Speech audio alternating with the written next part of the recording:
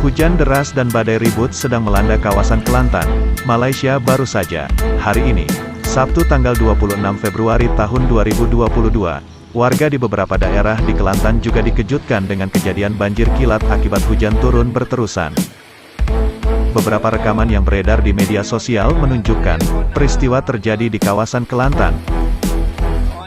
Kejadian angin kencang dan ribut pasir menyebabkan gerai jualan di Pantai Geting, Tumpat, Kelantan musnah.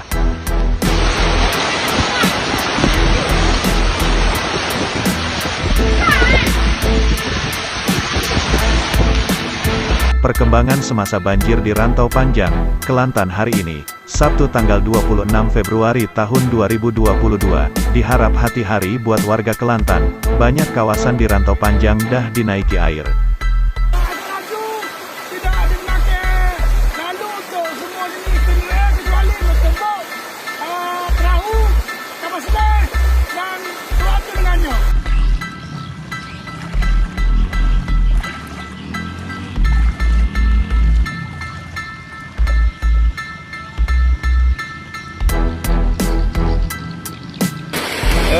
Anjir dah trip ni hang ngayu ha saya kon lah ana nak ngayu depan lalen ha Rantau Panjang